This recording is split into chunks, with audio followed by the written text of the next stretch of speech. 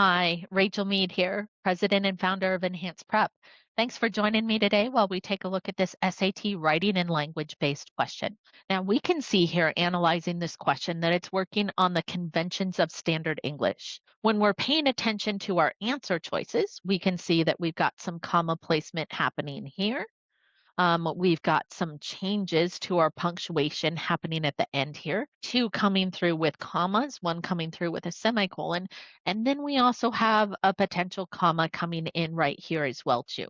So this is all about our punctuation. So a couple of things that we need to remember is this is a very trap-based question when it comes to what the test writers are doing, because traditionally they have trained you that a period is going to be the same thing as a semicolon. It's going to come at the end of a full expression of our idea, subject, verb, and then we're completing our idea from there. This is one of those exceptions. And so it becomes really important to remember that we also have to be consistent when we're in our SAT writing and language about our parallelism. Parallelism says that we need to find the pattern that the question or the text is giving us and extend it all the way through every opportunity that we have. So let's analyze this and let's see if you and I together can come up with what the pattern is. To win both the league MVP award and the national title during the same season, okay, there's my introduction, and then I hit my comma. So I'm going to start another idea.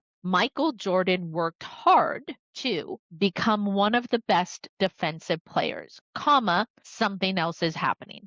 Now let's see what else. Earned the nickname Air Jordan, comma, ooh, I can see I've got another comma happening here with something else he did. And then gaining it, whoop, that's not my highlighter. Let's try that again, folks. Gaining it through his gravity-defying slam dunks. So this shows me he earned the nickname of Air Jordan, what he did. Now it's going to finish the thought on how he did it, gaining it through his gravity-defying slam dunks. And then what happens? Ooh, I have a bigger stop between my ideas because of that semicolon. So that's one potential full pattern there. And then let's see.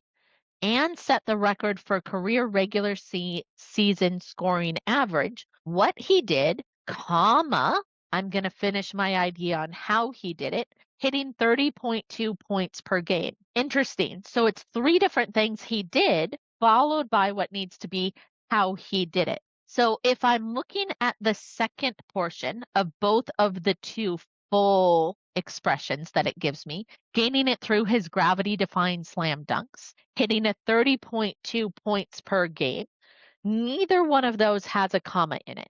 And the reason why that's important is, again, if I'm following the pattern that the text gives me, I'm going to eliminate answer choice A because I do not want this comma in how he became one of the best defensive players by revolutionizing the role of a shooting guard. I'm also going to eliminate answer choice C because I don't want a comma there either. Again, how do I know this? Because I need to follow the pattern of what the text that's not within the underlined is already doing for me. Now let's read vertically between answer choice B and answer choice D and pay attention to what's happening at the end. So answer choice B has my semicolon, answer choice D has my comma. Well, let's again find and extend that pattern. We have a semicolon here, we have a period here. Which answer choice is most like that pattern? Absolutely B. So why is this so trappy? One, we know that typically, again, that semicolon equals that period. It feels like it's testing us on punctuation, but we do not have a complete expression of a full idea of where we would use a period normally. These should be interchangeable.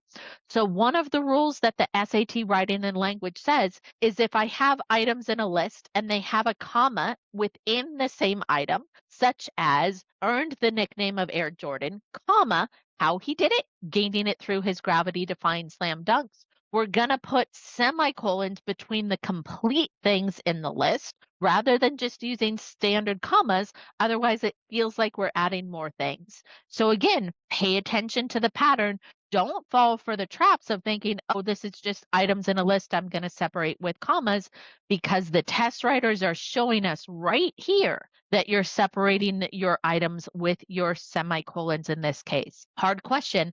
Hopefully, you're not letting those test writers steal this point back from you next time you see it, and you're remembering this rule. Thanks for joining me. We'll see you soon.